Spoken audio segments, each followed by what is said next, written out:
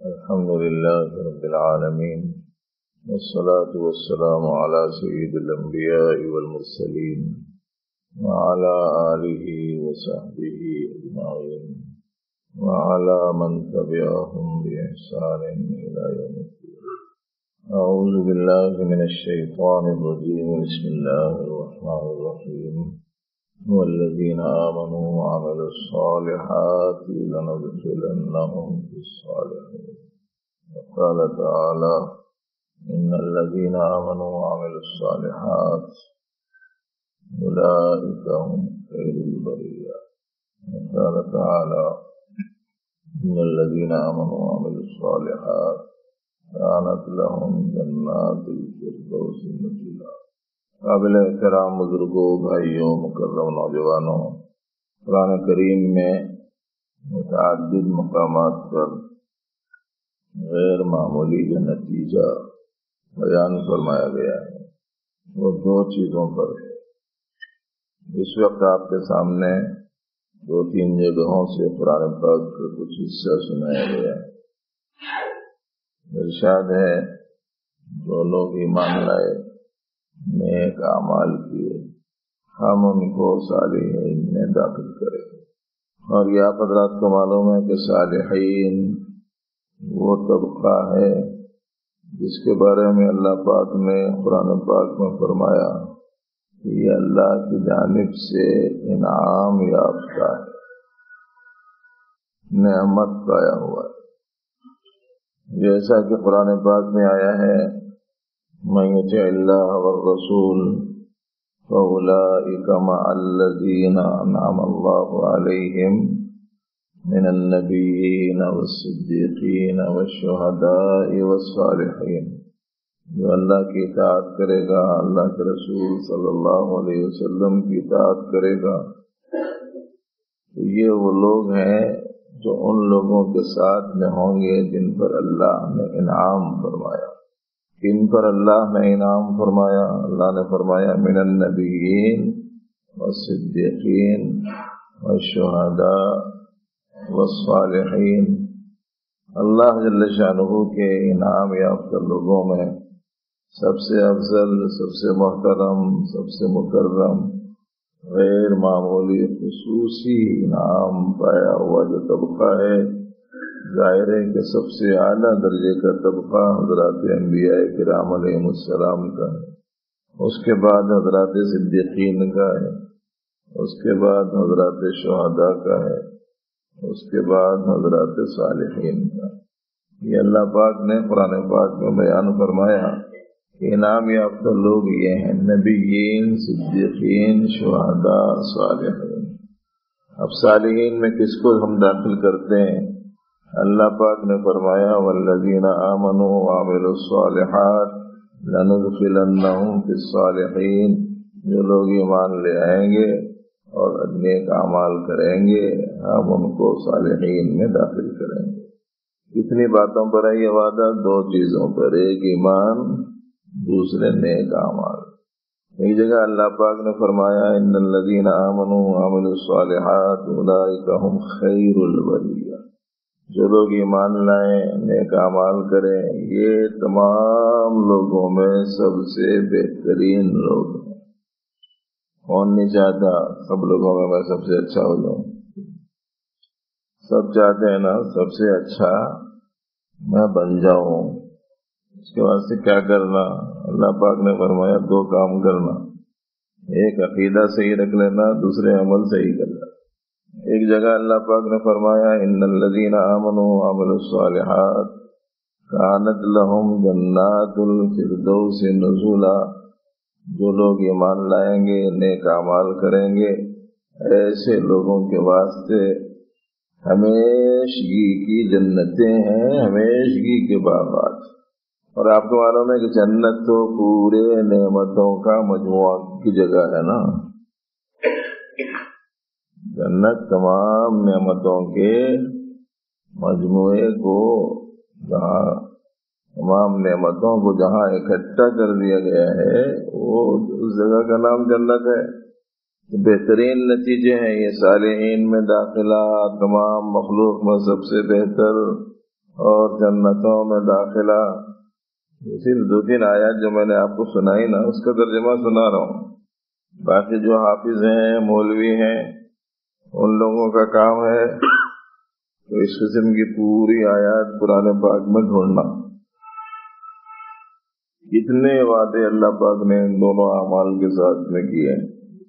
اور اگر آپ کو پوری قرآن شریف میں ڈھونڈنے میں مشکل ہو رہی ہے تو ایک آسانی بھی ہے اور وہ ہے الذین آمنوا وعملوا الصالحات کا لفظ ڈھونڈ کے کتاب میں نکال لینا. پورے 1 صفحہ 2 صفحے 3 صفحے پہ آپ کو ایک ہی جگہ قرآن پاک کی پوری آیات مل جاتی. مگر یہ عوام الناس نہیں نکال سکتے، یہ مولویوں کا کام ہے. اس کتاب کا نام ہے المعجم المفہرس لالفاظ القرآن الکریم. اس میں دیکھ لینا ہے پورا ایک ہی جگہ پورا مل جاتا. وہ بعض ساتھی ہیں وہ کتنی جگہ ہے کم از کم دیکھ لیں گے، آئندہ جمعرات کو بتائے تو اچھا ہے. ایسی سہولت طلبی پیدا ہو گئی ہے اس زمانے میں، ایسی آسان مزاجوں میں اس درجے سستی آ گئی ہے اور یہ چاہتے ہیں کہ بغیر کسی مشقت کے کوئی چیز مل جائے، بلکہ اگر ممکن ہوا یہ چاپنے کی بھی ضرورت نہیں رہنا، سیدھا چلے جانا. ایسی کوئی چیز مل گئی تو اچھا ہی ہے، مزاج بن گیا. اس کے نتیجے میں اگر ویسے ہوا تو معدہ بھی متاثر ہو جاتا اور جبڑے دادا بھی متاثر ہو جاتے. تھوڑی سی ایکسرسائز ہونا چاہیے، تھوڑی محنت آپ بھی کریے. باذوق جو لوگ ہیں، باعلم جو لوگ ہیں، ڈھونڈ کے نکالو. اس سے پہلے بولے تھے جگہ جگہ اللہ نے فرمایا کہ میں انصاف کرنے والوں کو پسند کرتا ہوں، احسان کرنے والوں کو پسند کرتا ہوں، صبر کرنے والوں کو پسند کرتا ہوں. اس سے بہت پہلے کسی جمعرات میں تقریر کرے تھے. اس کے بعد میں کتنی جگہ ہے کوئی ڈھونڈ کے نکال کے بتایا نہیں اب تک. اب کم از کم یہ کام تو کرو کہ ایمان و اعمال صالحہ پر قرآن پاک میں کیا کیا اللہ جل شانہ نے وعدے فرمائے اور کیسے بہترین نتیجے ثمرے اس کے قرآن پاک میں بیان کیے گئے ہیں. اس میں سے 3 چیزیں آپ کو سنائی گئی ہیں. تمام لوگوں میں سب سے اچھے کون؟ 2 صفات والے، ایک ایمان، دوسرے اعمال صالحہ. صالحین میں داخلہ کس کے لیے؟ جن میں 2 صفات ہوں، ایک ایمان، دوسرے اعمال صالحہ. ہمیشگی کی جنتیں کس کے لیے؟ جو ایمان والے ہوں، اعمال صالحہ والے ہوں. یہ نئے آنے والے ساتھی، پرانے ساتھی یہاں سے گئے تو ہمارے کو ایک سبق ملا، یہ سبق ملا بلکہ بول سکنا نا. اب مثال کے طور پر 150 آدمی ہے سمجھیے، 150 آدمی، ہر آدمی ایک آدمی کو سنایا تو کتنوں تک پہنچ جاتی بات؟ 300 تک. اور اگر 2 کو پہنچا دیا 450 تک، 3 کو پہنچا دیا. کوشش کرنا نا. اللہ کے حبیب صلی اللہ علیہ وسلم کی سنتوں میں سے ایک سنت یہ بھی ہے جس کی طرف توجہ ہی نہیں ہوتی لوگوں کی. جو خیر ملا دوسروں تک پہنچاتے تھے، نہیں پہنچاتے تھے.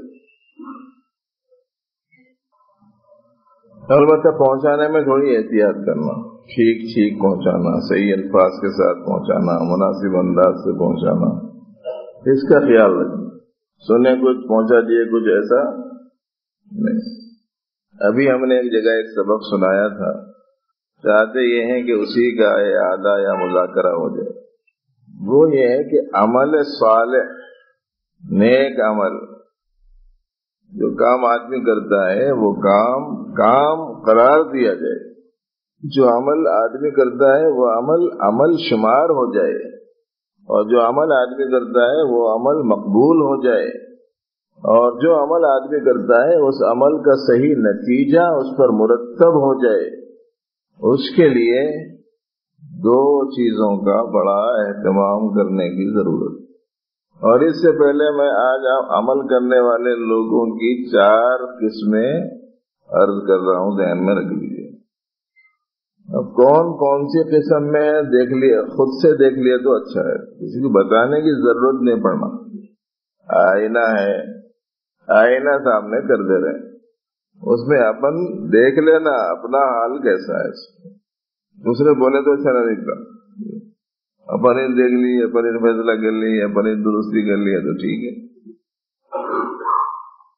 آئینے سے ناراض کئی کو نہیں ہوتے لوگ، خالی بتا دیتا ہوں، بولتا نہیں کچھ ہے نا. آپ لوگ دیکھے ہوں گے کہ کوئی خرابی بتایا تو اس سے ناراض ہو جاتے. آئینہ بھی خرابی بتاتا ہے مگر ناراض نہیں ہوتے. بھائی آپ غسل کر کے نکلے، صابن لگا لیے تھے کانوں کو، چہرے کو، اس کے نتیجے میں جناب آنکھ کے کناروں پر صابن جمع ہوا ہے، کان کے اندرون میں صابن جمع ہوا ہے، اور اچھی طریقے سے نہیں دھلنے کی وجہ سے اس کے جو باقیات رہ جاتے ہیں چہرے پر موجود ہیں. ایسی صورت میں آپ نکل کے آ گئے اور مہمان، معزز مہمان جو گھر میں آئے ہوئے ہیں ان کے سامنے آپ جانا چاہتے ہیں، تو ایسی صورت میں ذرا جانے سے پہلے صورت دیکھ لیتے ہیں. اپنی دیکھ لیے تو یہاں صابن ہے اور یہاں صابن ہے، تو ایسی صورت میں ناراض نہیں ہوتے خرابی بتا دینے کی وجہ سے. انہیں بتا دیتا، خالی بولتا کچھ نہیں. اسی طریقے سے یہ سمجھ لیجئے کہ 4 قسمیں ہم بتا دے رہے ہیں. وہ ایک آئینہ ہے، اس میں دیکھ لینا. اپن لے کے لیے تو ذرا زیادہ تکلیف نہیں ہوتی. بولا پکڑ کے کہ دیکھو تمہارے میں یہ ہے بولے تو ناراض ہو جاتا. حالانکہ سمجھدار جو آدمی تھا وہ تو شکریہ ادا کرتا ہے، بھائی بہت اچھا کرے. کوئی دوست ملا، کہاں جا رہے ہیں؟ بہت معزز مہمان آئے ہوئے. ارے ایسے کیسے چلے جا رہے، ذرا دیکھو یہاں صابن لگا ہوا، وہاں صابن لگا ہوا، وہاں صابن لگا. کیا بولیں گے؟ ہوش حواس کھویا ہوا آدمی ہے، کہیں ایسا نہ ہو کہ اس قسم میں کوئی تاثر پیدا ہو جائے. بولے ایسا بہت اچھا کرے بول دیا سو تم، ورنہ غلط تاثر قائم ہو جاتا. شکریہ ادا کرتے نہیں کرتے. یہ معمولی خرابی کی نشاندہی کرے تو شکریہ ادا کرتے. ایسی خرابی جو آخرت میں انسان کی زندگی کو بڑے نقصان سے دوچار کرنے والی ہو، اگر کوئی ویسی خرابی بتائے تو ایسی صورت میں ناراض ہونا چاہیے کہ شکریہ ادا کرنا چاہیے. اس واسطے ہمارے استاد محترم فرماتے تھے کوئی روکنے ٹوکنے والا دوست مل گیا تو اللہ کی بہت بڑی نعمت سمجھو، بہت بڑی نعمت. اب آج کل یہ ہے کہ کوئی بھی کوئی خرابی کو بدلا دیا تو اس کے بعد سے اس کی سننا چھوڑ دے، اس درجے اس سے ناراض ہو جائے. تو 4 قسمیں ہیں عمل کرنے والوں کی. ایک عمل کرنے والا وہ ہوتا ہے کہ جس عمل کے کرنے کے پیچھے اللہ کو راضی کرنے کی نیت نہیں ہوتی. دوسرے اس عمل کو انجام دینے کا جو طریقہ اس نے اختیار کر رکھا ہے وہ طریقہ بھی اسلامی تعلیم کے موافق نہیں ہوتا. اب آدمی عمل کر رہا ہے مگر اس میں نہ اللہ کو راضی کرنے کا جذبہ ہے نہ اس میں اسلامی طریقہ ہے. ایک دوسری قسم ہے عمل کی کہ نیت تو اس کی اللہ کو راضی کرنے کی ہے مگر طریقہ اس میں اسلامی نہیں ہے. عمل کرنے والا عمل کر رہا ہے، اس کے ذریعے سے چاہتا ہے کہ اللہ خوش ہو جائے، لیکن طریقہ اس میں اسلامی نہیں ہے. ایک تیسری قسم ہے طریقہ تو اسلامی ہے عمل میں مگر نیت میں اللہ کو راضی کرنا نہیں. چوتھی قسم وہ ہے جس میں نیت میں اللہ کو راضی کرنا بھی ہے اور اس عمل کو اسلامی طریقے پر بھی انجام دیتا ہے. یہ 4 قسمیں ہو گئی. اچھی طریقے سے سننا، یاد رکھ لینا. ایک بات تو یاد ہو گئی ہوں گی، تمام بہتر نتیجے 2 صفات پر ہیں. ایک ایمان، دوسرے اعمال صالح. یہ تو یاد ہو گیا نا پکا. 8 دن کے بعد، 15 دن کے بعد، 8 مہینے کے بعد پوچھے تو بول سکنا، ایسا یاد رہنا. ہوشیار ذہین قسم کے بچوں کے جیسا نہیں کرنا. یہ بعض بچے سبق بہت جلدی یاد کر کے سنا دیتے تھے، وہ مول صاحب بولتے ہیں مول صاحب ذہین ہے بہت بچہ، تھوڑی دیر میں یاد کر لیتا، آگے سنا دیتا، مگر پیچھے سے بہت بھول جاتا ہے، یہ شکایت کرتے۔ قصہ کیا ہے وہ بہت سے مول صاحبوں کو معلوم نہیں رہتا۔ وہ یہ ہے کہ حافظہ جس کا ہوتا ہے مضبوط، یعنی ذکاوت ذہانت جس میں ہوتی ہے، وہ نئی سنی ہوئی پڑھی ہوئی رٹی ہوئی چیز تازی تازی ذہن میں رہتی، اور جتنا جلدی آتی سیدھا جا کے سنا دیتا ہوں، سناتے سمجھتا ہے کہ میں پار ہو گیا، بلکہ اسے یہ نہیں معلوم رہتا کہ جتنا جلدی آتی اتنا جلدی جاتی۔ اسی لیے حفظ میں پارے سبق کا آموختے کا ایک نظام ہوتا ہے۔ تو ہوشیار قسم کے جو بچے رہتے ہیں، مول صاحب کے پاس نمبر آ رہا ہے، وہ چوتھا نمبر چل رہا ہے، میرا 10واں نمبر ہے، تو اس وقت میں بہت غور سے دیکھ لیتا، اپنا نمبر آتے جا کے سنا دیتا، مول صاحب کی ناراضگی سے بچ جاتا، لیکن اس کے بعد میں جب پڑھنا چھوڑ دیتا تو پچھلا اس کا تو بھول جاتا۔ یہ وجہ ہوتی ہے پیچھے سے بھول جانے کی۔ تو ویسے ذہین مت بنو، یہاں کا یہاں سمجھ رہے ہیں میرے کو یاد ہو گیا، بلکہ 8 مہینے کے بعد پوچھے تو بتا سکنا، نہیں پوچھے تو 8 مہینے کے بعد پوچھتے بولے تھے بول کے یاد تو بھی دلاؤ گا۔ تو پہلی چیز کیا، نہ جس میں اخلاص ہے نہ اسلامی طریقہ، پہلی چیز۔ دوسری چیز اخلاص ہے، اسلامی طریقہ نہیں۔ تیسری چیز اسلامی طریقہ ہے، اخلاص نہیں۔ چوتھی چیز اخلاص بھی ہے، اسلامی طریقہ بھی۔ اب عمل کسے کہتے ہیں سمجھ لو، عمل وہ ہے جس میں یہ دونوں چیزیں ہوں، وہ عمل ہے جس پر نتیجہ مرتب ہوتا ہے، جس پر اجر ملتا ہے، جس کے ساتھ اللہ کی خوشنودی وابستہ ہے، جس پر بڑے بڑے انعامات ہیں، اور جس کی یہ فضیلتیں ہیں، جس میں یہ دو چیزیں موجود ہوں، سمجھ لیجئے کہ وہ عمل صالح ہے، نیک عمل وہ ہے۔ اس کے لیے کچھ مثالیں بھی ذہن میں رکھنی چاہیے تاکہ خوب اچھی طریقے سے بیٹھ جائے ذہن میں۔ ایک عمل کر رہا ہے آدمی، لیکن اس میں نیت اللہ کو راضی کرنے کی نہیں ہے، ناموری کی ہے، شہرت کی ہے، لوگوں کے نگاہوں میں اہمیت کی ہے، مقام اور مرتبے کی ہے، اور اپنی دولت کا اظہار کرنا ہے، اس مقصد سے مسجد بنانے کا ایک عمل کرنا، اور پھر اس کے ساتھ ساتھ جو آمدنی ناجائز ہے وہ آمدنی بھی اس میں لگا رہا، تو نہ نیت ہی صحیح ہے نہ طریقہ ہی صحیح ہے۔ تو ایسی صورت میں یہ عمل نہیں سمجھا جائے گا۔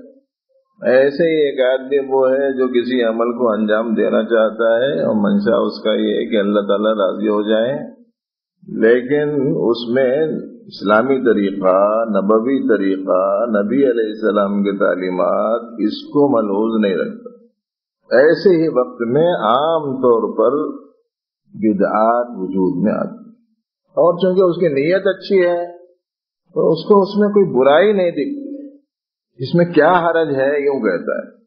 کسی عمل کو انجام دیتے ہوئے اپنے پسندیدہ طریقے سے کسی عمل کو انجام دے دینا، نبوی تعلیمات و ہدایات کو نظر انداز کر دینا، اس سے بڑا حرج کون سا ہو سکتا ہے؟ تیسرا طریقہ ہے، تیسرا عمل ہے کہ طریقہ تو سنت کے مطابق ہے، اسلامی تعلیم کے موافق ہے، لیکن نیت اس میں اللہ کو راضی کرنا نہیں۔ جیسے مثال کے طور پر ایک آدمی ہے، نماز سے پہلے کی شرطیں جتنی ہیں وہ بھی پوری کی، نماز کے اندر کے لازمی جتنی چیزیں ہیں وہ بھی پوری، شرائط نماز یہ بھی پورے۔ یاد رہنا چاہیے سب ساتھیوں، موٹے موٹے مسائل تو یہاں آنے والے تمام ساتھیوں کو جاننا ضروری ہے۔ یہ جو لائن ہے نا، یہ لائن ابتدائی جماعت کی نہیں ہے، یہ موٹے موٹے مسائل سے واقفی یہ تو ابتدائی جماعت کا کام ہے۔ یہ بڑی عجیب بات ہے کہ زندگی کا بڑا حصہ گزر رہا ہے لیکن ضروری ابتدائی چیزیں بھی نہیں جانتے۔ بدن پاک ہونا، نماز میں داخل ہونے کے لیے جتنی چیزیں ضروری ہیں ان کو شرائط بولتے ہیں. اب وہ شرائط مشہور ہو گیا تو ہم بھی شرائط ہی بول رہے ہیں، ورنہ شرط کی جمع شروط ہے. شرط کی جمع شروط ہے، شرائط نہیں ہے. شرائط تو شریعہ کی جمع ہے. مگر شروط کے واسطے اب شرائط معروف ہو گیا تو اب وہی صحیح ہے نا. جیسے ایک بڑی مسجد ہے مگر اس کا نام چھوٹی مسجد ہے. یہاں ہے اس کے خطیب صاحب، جا کے دیکھیں تو اچھی بڑی مسجد ہے، کئی چھوٹی مسجدوں سے بڑی ہے. مگر آپ کسی کو بولے کہ بھائی بڑی مسجد کو چلے جاؤ تو کسی چھوٹی مسجد کو چلے جائیں گے، مگر یہ مسجد کو نہیں جائیں گا جو چھوٹی مسجد ہے. نام پڑ گیا تو اب وہی صحیح ہے. بس اپنی ذات میں، اپنی حجم میں، اپنی گنجائش میں، اپنی وسعت میں بڑی ہو گئی، مگر ایک نام جیسے پڑ گیا. اسی طریقے سے چھتا بازار ہے جی، جا کے دیکھو ایک چھتا نہیں ہے، وہ پڑ گیا نام تو وہی بولنا پڑے گا. اب اگر آپ جا کے بولیں کہ بھائی چھاپا بازار کہاں ہے تو ہمارے حیدرآباد کے آدمی بولیں گے کہ نہیں معلوم چھاپا بازار کہاں ہے. حالانکہ اس کا نام چھاپا بازار تھا، پھر چھپتا ہو گیا، پھر اس کے بعد میں چھتا ہو گیا. تو نماز میں داخل ہونے کے واسطے جتنی چیزیں ضروری ہیں ان کو شرائط کہتے ہیں، شرائط نماز بولتے ہیں. اس میں ایک ہے بدن کا پاک ہونا، ایک ہے کپڑے کا پاک ہونا، اور ایک ہے جس جگہ نماز ادا کرنا چاہتے ہیں اس جگہ کا پاک ہونا، اور ایک ہے با وضو ہونا. یہ دو الگ الگ چیزیں ہیں. بدن کا پاک ہونا، با وضو ہونا، دو الگ الگ چیزیں ہیں. آپ وضو کر لیے، بچہ بہت رو رہا تھا تو اٹھا لیا، اور اس کے نتیجے میں بچے نے پیشاب کر دیا تو ہاتھ آپ کا بھیگ گیا، بازو میں پیٹ کو بھی پیشاب لگ گیا. وضو تو نہیں ٹوٹا نا جی، وضو تو ہے مگر بدن پاک نہیں. بدن پاک ہونا، جگہ پاک ہونا، باوضو ہونا، کپڑے پاک ہونا. آسانی سے یاد رکھنے کے واسطے بولتے ہیں جسم پاک ہونا، جامہ پاک ہونا، جگہ پاک ہونا. جیم یاد رکھنے میں آسانی کے واسطے بولتے ہیں. باوضو ہونا، نماز کا وقت ہونا، قبلہ رو ہونا، نیت کرنا، یہ سب چیزیں ہیں نا.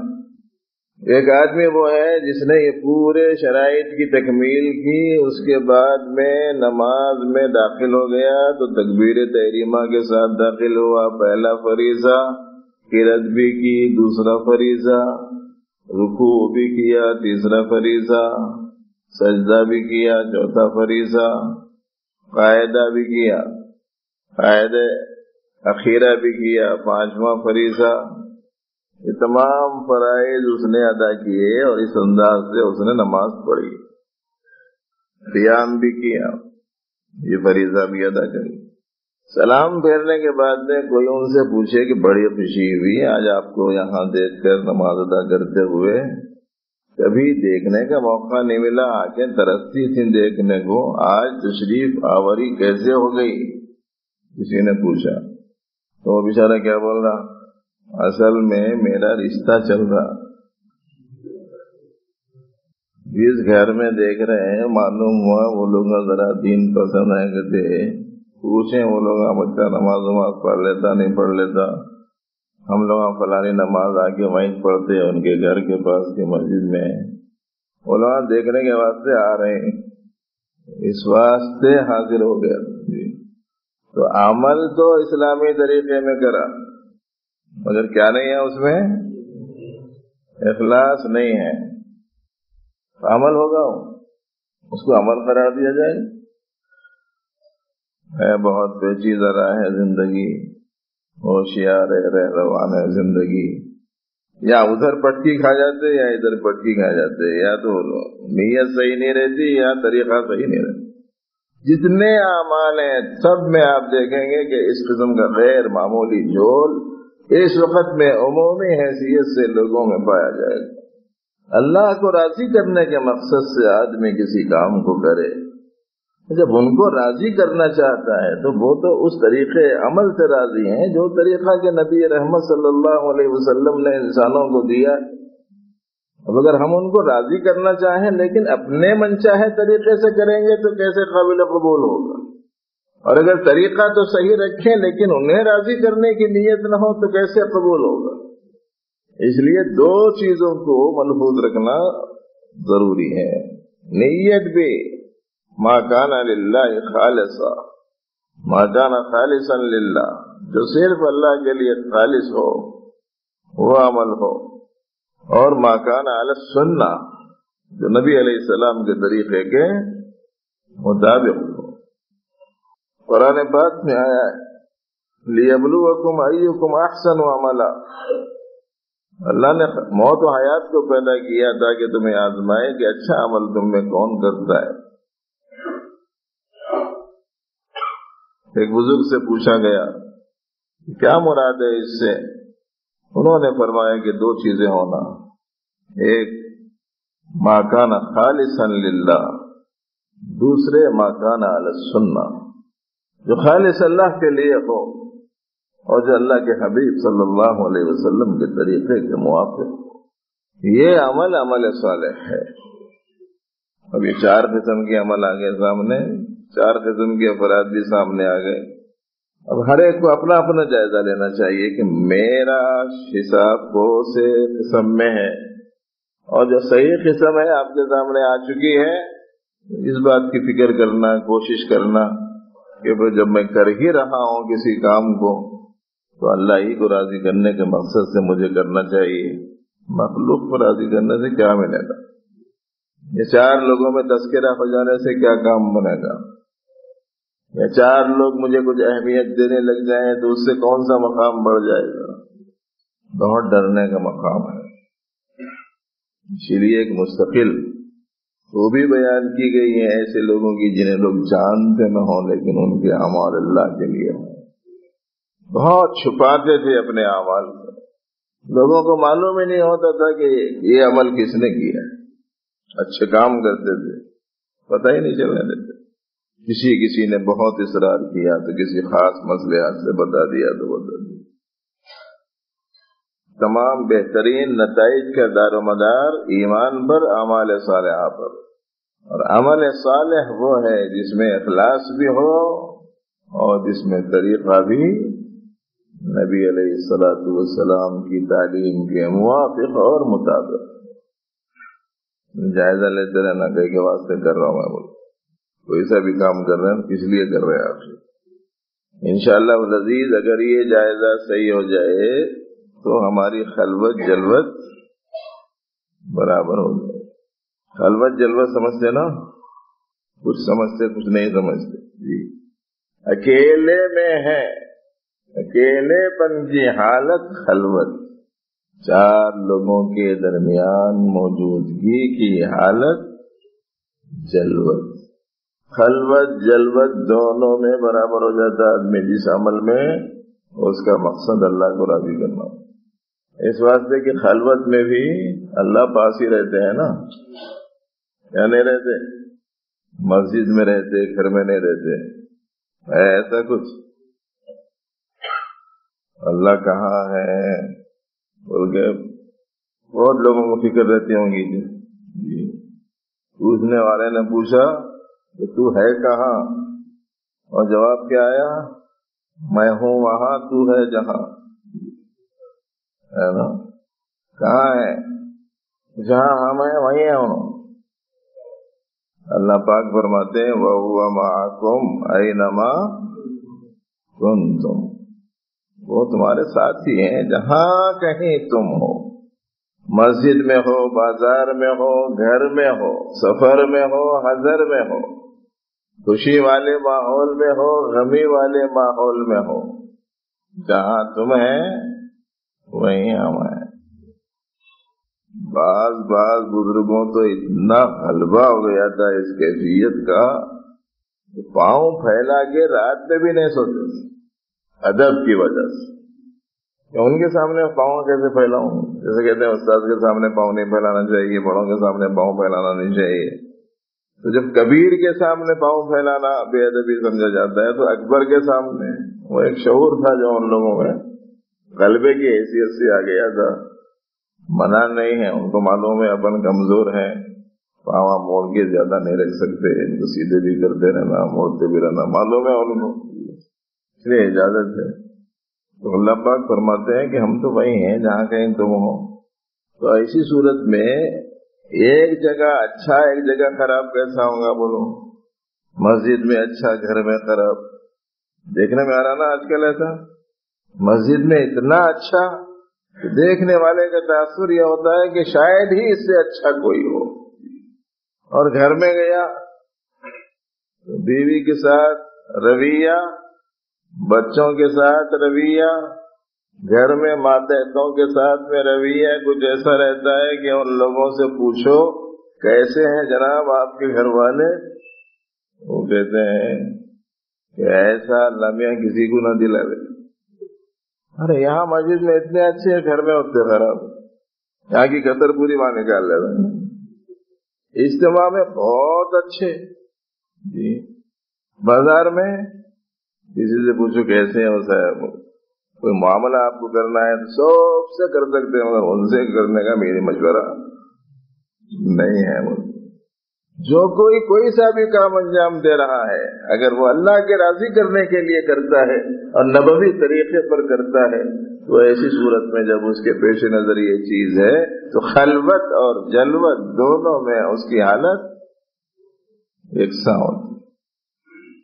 اس تعلیم کا جو منشا ہے معزز دوستوں وہ یہی ہے.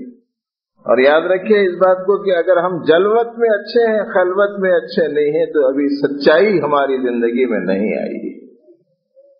صدق جسے کہتے ہیں وہ ابھی ہماری زندگی میں نہیں آیا. صدق تو ظاہر اور باطن میں اچھائی میں یکسانیت کا نام ہے. صدق ظاہر اور باطن میں اچھائی میں یکسانیت کا نام ہے. برائی میں بھی یکسانیت ہے، برائی میں بھی خلوت میں جلوت میں یکساں ہے، تو لفظ سچائی کا اطلاق اس پر بھی ہو سکتا ہے، لیکن ہماری اصطلاح میں سچائی اچھائی کے معنی میں ہی استعمال میں آتی ہے، اس لیے سنا رہا ہوں. اسی لیے پروردگار عالم نے قرآن پاک میں ایسے لوگوں کے بارے میں جن کے باطن میں اللہ کی وحدانیت کا اعتقاد نہیں تھا اور جن کے باطن میں نبی رحمت صلی اللہ علیہ وسلم کی رسالت کے بارے میں یقین نہیں تھا، لیکن ظاہر میں آ کر کہتے تھے کہ ہم ایمان لائے، اللہ پاک نے فرمایا کہ یہ لوگ جھوٹ کہتے ہیں. ظاہر میں اچھی بات انہوں نے کہی، لیکن باطن میں وہ چونکہ اسی اچھائی پر تھے نہیں، اسی لیے اللہ نے ان کے بارے میں جھوٹے ہونے کا ذکر کیا. دیکھو سورۃ المنافقون میں اذا جاءك المنافقون قالوا نشهد انك لرسول الله والله يعلم انك لرسوله والله يشهد ان المنافقين لكاذبون. جب آپ کے پاس منافقین آتے ہیں تو کہتے ہیں ہم گواہی دیتے ہیں بے شک آپ یقیناً اللہ کے رسول ہیں. اتنی تاکید سے یہ جملہ ان لوگوں نے کہا. اور اللہ پاک کیا فرماتے ہیں؟ واللہ یشہد ان المنافقین لکاذبون، اور اللہ گواہی دیتا ہے کہ بلا شبہ منافقین یقیناً جھوٹے ہیں. یعنی جتنی قوت کے ساتھ میں انہوں نے اظہار کیا تھا بالکل اسی انداز میں اس کی تردید کر دی گئی. اندرون میں اعتقاد نہیں تھا، اندرون میں برائی تھی.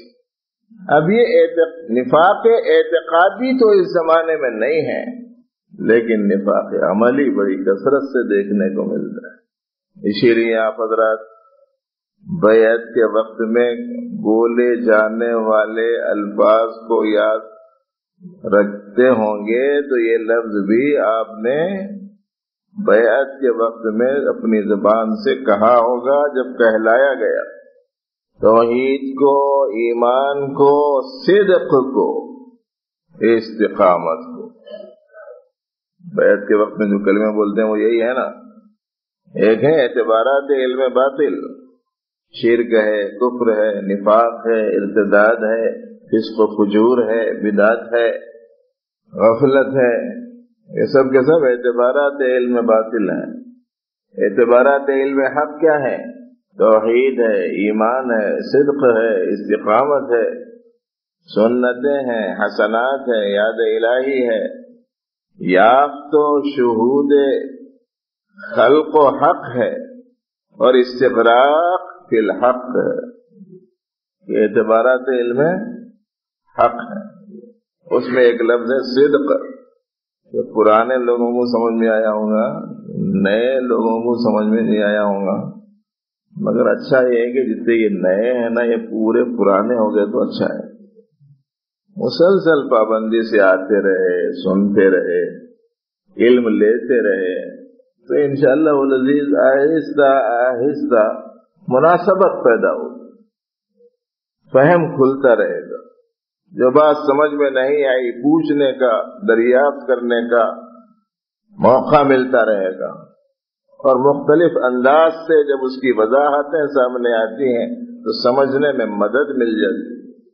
اور دیکھو بھائیو، اس وقت میں جو دنیا میں ضلالت ہے، گمراہی ہے، اور اسلام مخالف ہوائیں ہیں، اور باطل سرگرمیاں ہیں، اور لاکھوں کروڑوں انسانوں کے جان اور ایمان کا مسئلہ بنا ہوا ہے، ایسے زمانے میں اس بات کی شدید ضرورت ہے کہ سینکڑوں نہیں، ہزاروں ہزار لوگ تیار ہوتے رہیں دین حق کی خدمت کے لیے، اور اپنی توانائیوں کو صرف کریں اشاعت علم حق کے لیے، اور صدائے حق کو بلند کرنے کے واسطے سب کے سب کا تیار ہونا ضروری ہے۔ اور یہ جو مٹھی بھر تعداد یہاں ہے، اگر اس میں بھی دو چار ہی ہوں وہ جو اس لائن کا علم لیتے ہوئے دوسروں تک پہنچانے کی کوشش میں ہوں، تو بتائیے کہ اس عالم میں پھیلی ہوئی اس ضلالت گمراہی کے انسداد کے لیے جی کیسا انتظام ہو سکے گا۔ ہمارے حضرت کی کاش کہ وہ آرزو پوری ہو۔ حضرت فرماتے تھے کہ ہم چاہتے ہیں کہ ہمارا ہر مرید شیخ بن جائے، اور ہمارے پاس آنے والا ہر آدمی مبلغ بن جائے، دین حق کا داعی وہ بنے، اشاعت دین کے فرائض کو انجام دینے کے واسطے اللہ کی عطا کردہ صلاحیتوں اور توانائیوں کو وہ استعمال کرنے والا ہو، وہ اللہ کے نام کو بلند کرے، وہ اللہ کے حبیب صلی اللہ علیہ وسلم سے رشتوں کو مضبوط کرے، وہ ان کے دامن سے لوگوں کو وابستہ کرتا چلا جائے، ان کی سچی غلامی میں لوگوں کو لانے کا اہتمام کرے، ایک اللہ کا وفادار بندہ اور نبی علیہ الصلوۃ والسلام کا ایک سچا وفادار امتی بن جائے۔ اسی جذبے کے تحت میں حضرت ایک جملہ ارشاد فرماتے تھے کہ بندہ وہ ہے جسے دیکھ کے اللہ یاد آئے، اور امتی وہ ہے جسے دیکھ کر اللہ کے حبیب صلی اللہ علیہ وسلم یاد آ جائے۔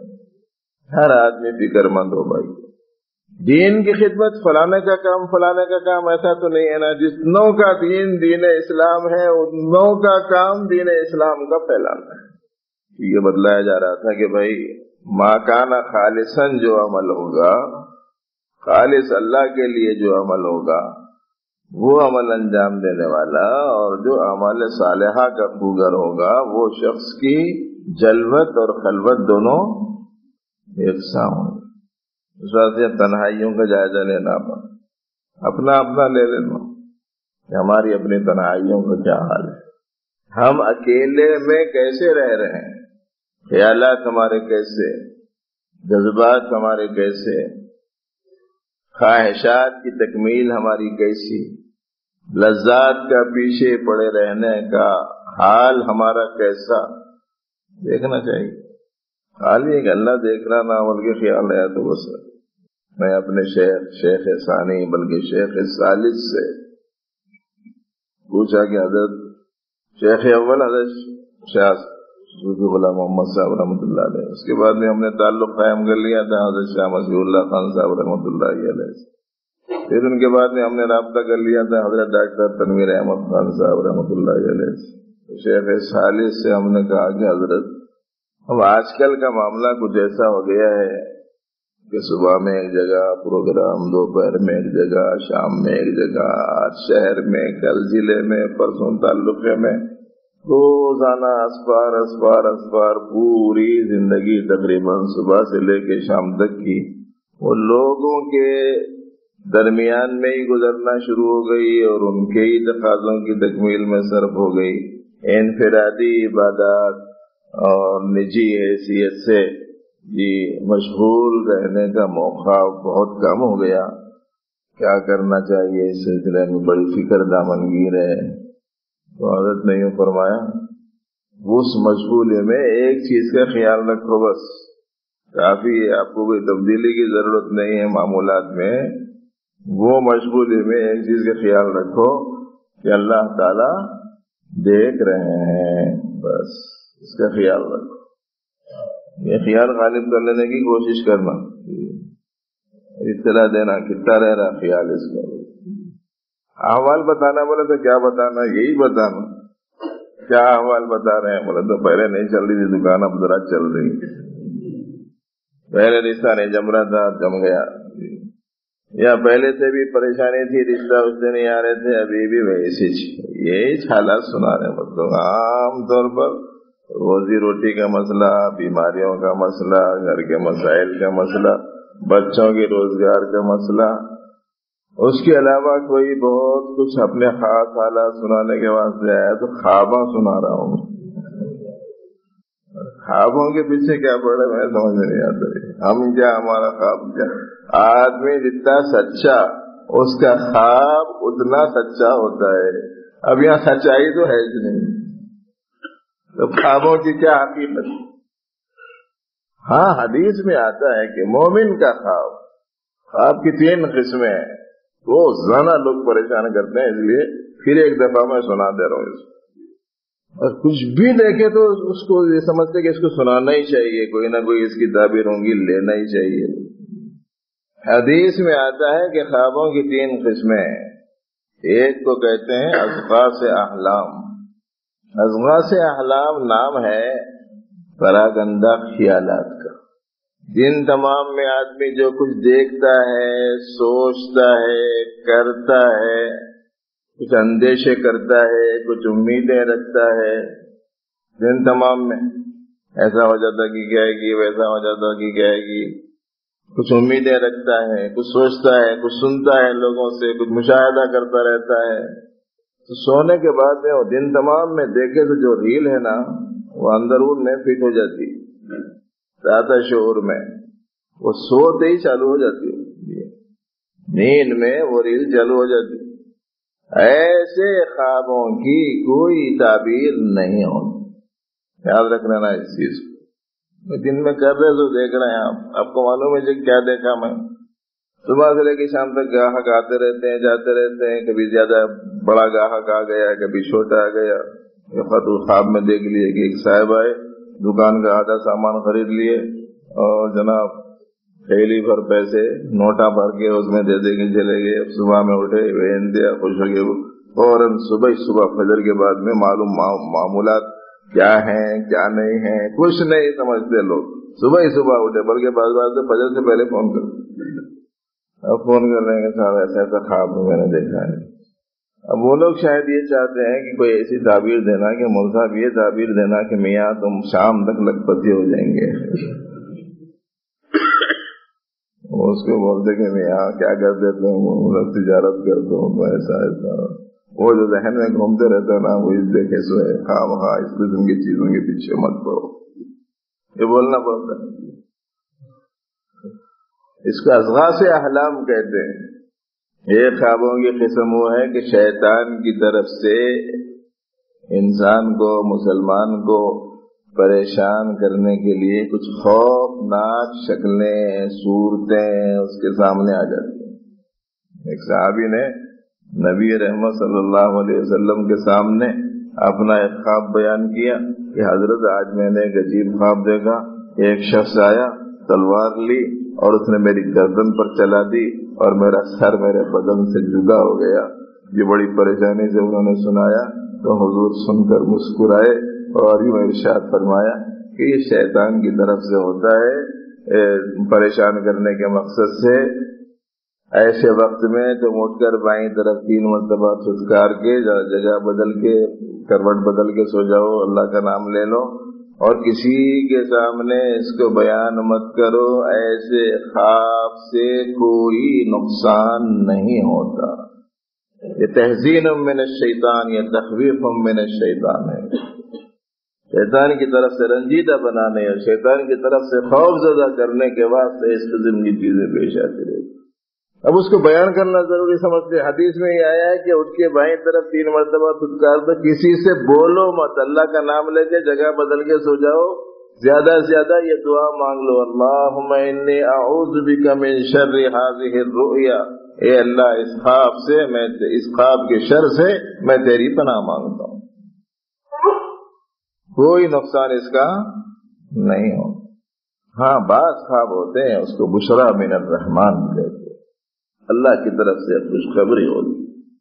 ایسے خواب سنا دیا کرو۔ سنانے میں بھی 2 باتوں کا خیال رکھنا، یا حبیب کو سنانا یا لبیب کو سنانا۔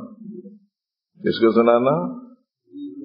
حبیب کو یا لبیب کو۔ یہ لفظ میں اپنا نہیں استعمال کر رہا ہوں، حدیث میں آتا ہے۔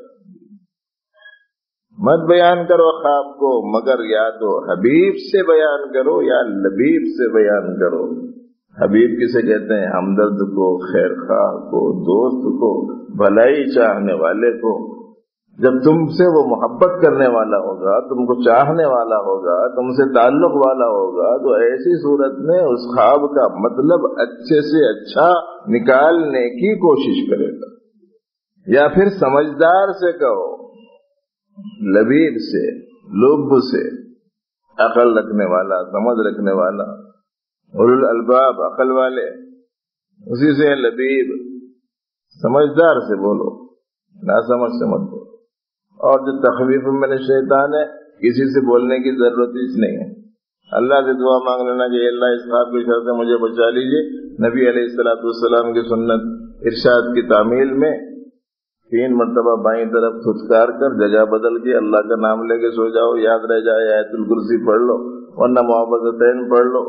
کچھ بھی یاد نہیں ہے، سورۃ الفاتحہ تو ایک مومن کو یاد ہی رہتا ہے، سورہ اخلاص تو یاد ہی رہتا ہے، کم از کم وہی پڑھ لے کے سو جاؤ، انشاءاللہ کوئی نقصان نہیں ہوگا۔ ہاں جو خوشخبری والا مومن کے حق میں جو چیز خوشخبری کی ہوتی ہے وہ خواب کی ایک حقیقت ہوتی ہے، لیکن اتنا سنانے سے اتنا تو سمجھ میں آ گیا ہوں گا کہ صاحب یہ 2 قسم کی خواباں پڑے تو پوچھنا اچھنا نہیں جی، روزانہ کا ایک مستقل مشغلہ بن گیا، صبح سے لے کے شام تک۔ ابھی گھر سے نکل کے یہاں پہنچنے تک 5 خواباں سن کے آ رہا ہوں فون پہ میں۔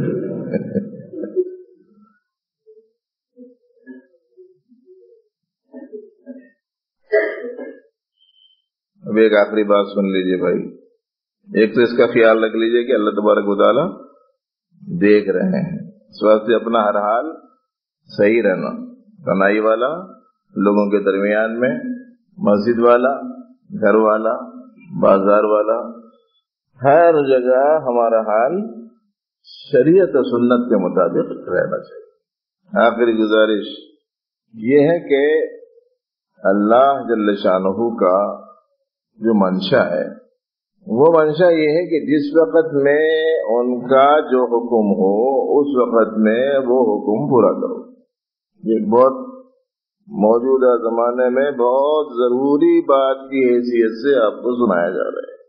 مثلاً آپ کو معلوم ہے کہ نماز سب سے بہترین عمل ہے، ایمان کے بعد سب سے پہلا مسئلہ نماز کا بیان کیا گیا ہے قرآن شریف میں، الذین یؤمنون بالغیب ویقیمون الصلاۃ، نماز قائم کرتے ہیں، اور جو نماز کا اہتمام نہیں کرتا وہ اللہ کے ذمے سے نکل جاتا ہے۔ اتنی سخت وعید آئی اور بتایا گیا کہ کفر و ایمان کے درمیان میں فاصل نماز ہے، اتنی غیر معمولی اہمیت نماز کی ہے۔ اب اگر کوئی آدمی خالی نماز پکڑ لے کے بیٹھ گیا، نماز میں داخل ہو گئی، اللہ اکبر، بول کے ختم ہی نہیں کر رہا اپنا نماز کو. کوئی بولے بھائی یہ کیا ہے تو بولے نہیں یہ افضل عمل ہے یہ تو بس میں اسے کر رہا ہوں. تو اس کے اس طرز کو صحیح سمجھا نہیں جائے گا. اس کو یہ بات معلوم ہونا چاہیے کہ نماز پوری کر کے نماز سے نکلنا بھی فرض ہے. اس بات سے کہ اگر ایک فریضے میں ہی لگا ہوا رہا تو دوسرے فرائض کون پورے کریں گے؟ ہے کہ نہیں؟ اگر ایک ہی فرض میں لگا رہا تو دوسرے فرضوں کو کون پورا کرے گا؟ تو اس سے کیا سمجھ میں آیا؟ کسی ایک چیز کو پکڑ لے کے بیٹھ جانا، بس اسی کے پیچھے پڑ جانا، یہ صحیح نہیں ہے. اللہ جل شانہ کا جس موقع کا جو حکم ہے اس موقع کے اس حکم کو پورا کرنا. ماں باپ کی خدمت کے موقع پر ماں باپ کی خدمت، یتیموں پر شفقت کے موقع پر یتیموں کے ساتھ شفقت، پریشان حال لوگوں کی مدد و نصرت کے وقت میں پریشان حال لوگوں کی مدد و نصرت، ہر موقع پر ان کا جو منشا ہے وہ پورا کرنا. اس کا نام ہے دین. ایسا نہیں ہے کہ ہم نے ایک دو حکم لے لیے باقی کے تمام احکام کو پس پشت ڈال دیا، اس کا نام دین نہیں. اور یہ بتایا گیا کہ حقیقی عبادت گزار بندہ وہی ہے جس میں یہ شان پیدا ہو جائے. نماز کے وقت میں نماز، روزے کے وقت میں روزہ، زکوٰۃ کے وقت میں زکوٰۃ، حج کے وقت میں حج، خدمت کے موقع پر خدمت، نصرت کے موقع پر نصرت، ذکر کے موقع پر ذکر، کسب کے موقع پر کسب.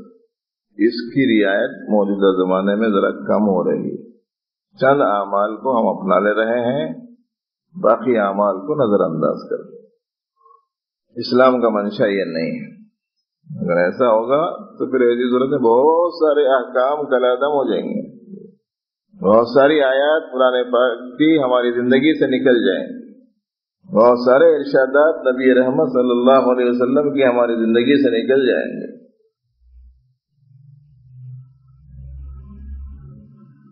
اسی لیے اسلام میں رہبانیت نہیں ہے کہ بس چلے گئے کسی جنگل میں اور بیٹھ گئے کسی پہاڑ پر اور مشغول ہو گئے خالی ذکر و شغل میں. اسلام میں نہیں ہے. لا رہبانیت فی الاسلام، اسلام میں رہبانیت نہیں. اور ایسے بندے کو زیادہ پسندیدہ اور اجر والا بندہ بتلایا گیا ہے کہ جو لوگوں کے درمیان میں رہتے ہوئے ان کی تکالیف کو سہتے ہوئے اور ناگوار حالات کو برداشت کرتے ہوئے اللہ کے منشے کو پورا کرے، یہ شخص زیادہ اجر کا مستحق ہے اس شخص کے مقابلے میں جو ان چیزوں سے گھبرا کر ایک دم خلوت نشین ہو جائے. بس بھائیو، یہ چند ایک باتیں آپ کے سامنے آئیں، آپ اسے ذہن میں رکھ لیجئے. اللہ جل شانہ صحیح علم و عمل کی ہم سبوں کو توفیق عطا فرمائے. دعا کے بعد انشاءاللہ اذان ہوگی. اذان کے 10 منٹ کے بعد یعنی 8:40 پر انشاءاللہ نماز ہوگی. اللہم ربنا لک الحمد کلہ ولک الشکر کلہ. جزا اللہ عنا محمد ما هو اہلہ صلی اللہ علیہ وسلم. ربنا آتنا فی الدنیا حسنہ وفی الآخرۃ حسنہ وقنا عذاب النار. اللهم إنا نسألك علما نافعا ورزقا واسعا وشفاء من كل داء. اللهم اجعلنا هداة مهتدين غير ضالين ولا مضلين. ربنا توفنا مسلمين والحقنا بالصالحين. وصل وسلم وبارك على سيد المرسلين. الحمد لله.